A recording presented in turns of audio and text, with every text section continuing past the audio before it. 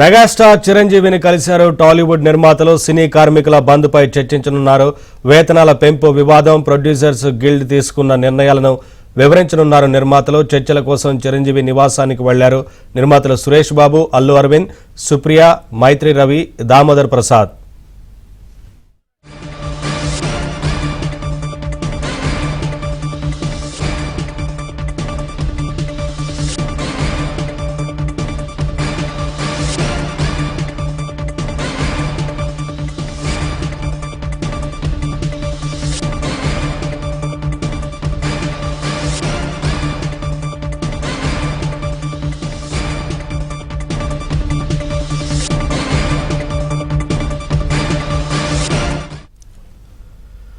Megastar చిరంజీవిని కలిశారు టాలీవుడ్ నిర్మాతలు. సినీ కార్మికుల బంద్పై చర్చించనున్నారు. వేతనాల పెంపు వివాదం, ప్రొడ్యూసర్స్ గిల్డ్ తీసుకున్న నిర్ణయాలను వివరించనున్నారు నిర్మాతలు.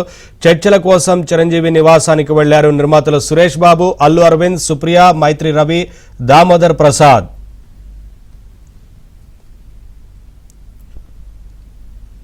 అప్డేట్స్ మా కరెస్పాండెంట్ సుజన్ లైవ్ ద్వారా అందిస్తారు. సుజన్, నిర్మాతలు మెగాస్టార్ చిరంజీవి ఇంటికి వెళ్ళినట్లుగా తెలుస్తోంది కదా, చర్చల నేపథ్యంలో ఏంటి అప్డేట్స్? ఎస్, 30% వేతన పెంపు నిమిత్తం సినీ కార్మికులు ఎప్పటి నుంచో కూడా సినీ నిర్మాతలని అలాగే ఫిలిం ఛాంబర్ని వాళ్ళు వేతన పెంపు కావాలని చెప్పేసి అడుగుతున్న నేపథ్యంలో ఆ వివాదం అనేది కొనసాగుతూ ఉంది.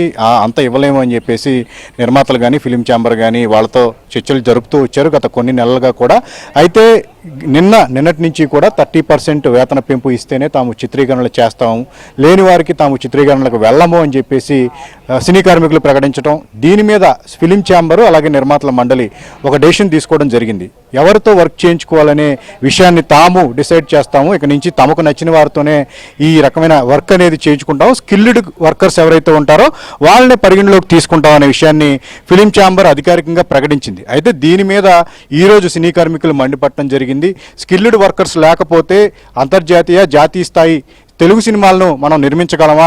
సో అలాంటి కొన్ని కామెంట్స్ అనేవి సినీ కార్మికుల మీద ఎలా చేస్తారనే విషయాన్ని ఈరోజు సినీ కార్మికులు ఎంప్లాయీస్ ఫెడరేషన్ అధ్యక్షుడు అనిల్ వివరించడం జరిగింది. ప్రధానంగా చర్చల ద్వారా సమస్యను పరిష్కరించుకోకుండా ఒకళ్ళ మీద ఒకళ్ళు కామెంట్స్ చేసుకుంటూ ఉన్న క్రమంలో చాలా వరకు సినిమాల షూటింగ్ అనేది ఆగిపోయిన పరిస్థితి. నిజానికి ఈరోజు మెగాస్టార్ చిరంజీవి నయనతార కాంబినేషన్లో అనిల్ రావుపూడి దర్శకత్వం వహిస్తున్న సినిమా ఈరోజు నెక్స్ట్ షెడ్యూల్ ప్రారంభం కావాల్సి ఉంది. బట్ సినీ కార్మికుల వివాదం, ఈ ఛాంబర్ నిర్ణయాలు, వీటన్నిటి వల్ల ఈరోజు షెడ్యూల్ క్యాన్సిల్ అయింది. అలాగే కాకుండా లాస్ట్ మినిట్లో కొన్ని వర్క్స్ చేసుకోవాల్సిన సినిమాలు కూడా, రిలీజ్ డేట్ ప్రకటించుకున్న సినిమాలు కూడా ఇప్పుడు షూటింగ్లో ఆగిపోయే పరిస్థితి నెలకొంది. కాబట్టి అసలు ఏం జరుగుతుంది, ఛాంబర్ నిర్ణయం అలాగే యాక్టివ్ గిల్డ్ ప్రొడ్యూసర్స్ ఎవరైతే ఉన్నారో వాళ్ళందరూ ఎందుకు ఇలాంటి నిర్ణయం తీసుకోవాల్సి వచ్చిందనే విషయాల్ని కూడా ఈ చిరంజీవి నివాసంలో ఈరోజు సమావేశంలో చర్చించనున్నారు.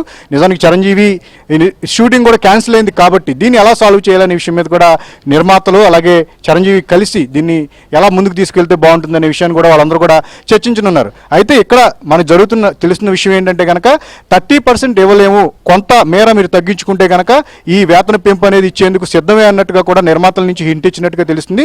అయితే అది 8%, 10% అన్నట్టుగా కూడా వినిపిస్తుంది. మరి దానికి సినీ ఎంప్లాయీస్ ఎంతవరకు సుముఖంగా ఉంటారు?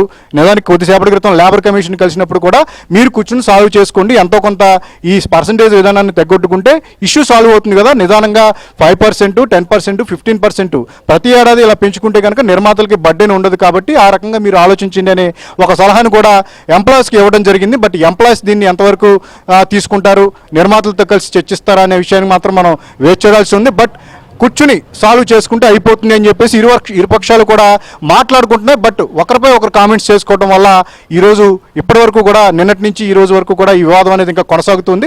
ఇప్పుడు చిరంజీవి ఇన్వాల్వ్ అవుతున్నారు కాబట్టి సో ఇరుపక్షాలని ఒప్పించే ప్రయత్నం ఏమైనా జరుగుతుంది అనేది మాత్రం మనం వేచి చూడాలి. ఇప్పటికే కొంతమంది నిర్మాతలు గిల్డ్ ప్రొడ్యూసర్స్ ఎవరైతే ఉన్నారో వాళ్ళందరూ చిరంజీవి నివాసానికి చేరుకున్నారు. దీని తర్వాత ఎలాంటి అంటే ఒక మీడియాకి ప్రెస్ నోట్ ఏమైనా విడుదల చేస్తారా, తమ డెసిషన్స్ ఏం తీసుకుంటున్నారు, మళ్ళీ ఒకసారి ఎంప్లాయీస్తో కూర్చుని ఈ కార్మికులతో కూర్చుని ఈ ఇష్యూను సాల్వ్ చేసుకునే దిశగా ఏమన్నా ప్రణాళికలు సిద్ధం చేస్తారని మనం వేచి చూడాల్సింది. Thank you Sujan, thanks for the updates.